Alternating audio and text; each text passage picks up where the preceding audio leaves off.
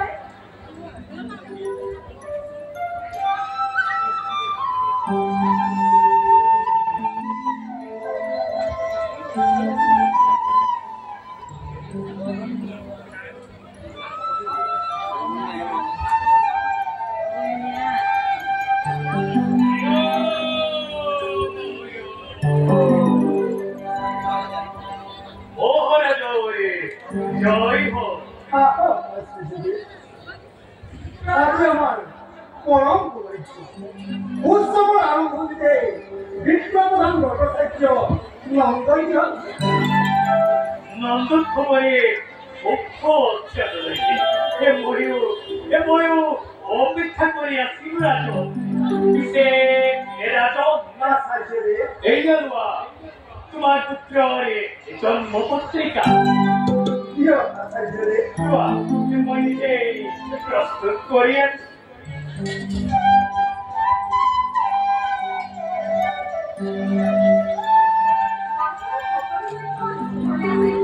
মহাৰানী কোনো অপলক্ষণে দেখা পোৱা নাই তোমাৰ পুত্ৰ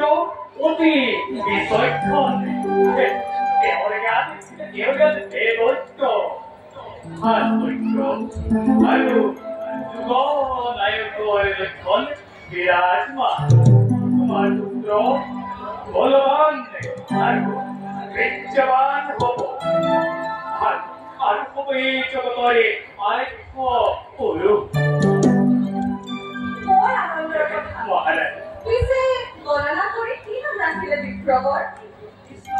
কৃষ্ণাষ্টমী তিথি যাৰ জন্ম দেহৰ বৰঞ্জাৰে শ্যামিনন্দীয়া দেহৰ বাবে গণনা কি প্ৰয়োজন মহাৰাজ কৃষ্ণ শ্ৰী কৃষ্ণ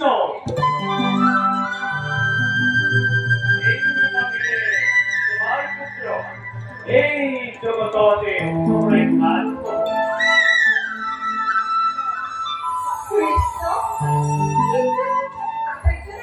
মহাৰানী মাতিবা মহাৰানী নিশ্চয় মাতিবা নামতো একো নাই আছে আৰু যায় কেৱল গৰ্ভতে পৰিচয় তুমি কাণ বুলিয়ে মাতিবা কোনোবাই কৃষ্ণ বুলি মাতিব সেইদৰে গুণ অনুসৰি তোমাৰ পুত্ৰকে সহস্ৰজনে সহস্ৰ নামেৰে মাতিব পাৰিব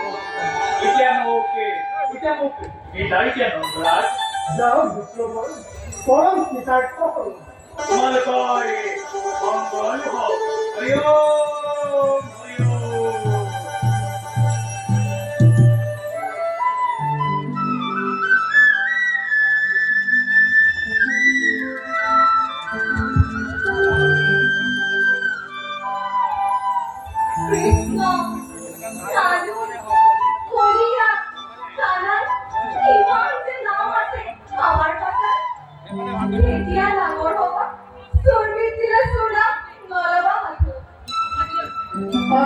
প্ৰথমতে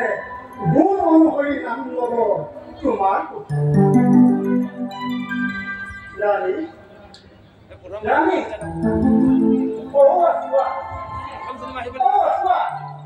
গোকুলৰ ভূমিকা কৰে ধূম দীপ পুষ্প এই ধৰণকে বুলি গীত গাই গাই কাম সম্বৰ্ধনা জনাবলৈ আৰু সিহঁতে তোমাৰ ঘৰ নামেৰে বিহু কিতাপ পঢ়িব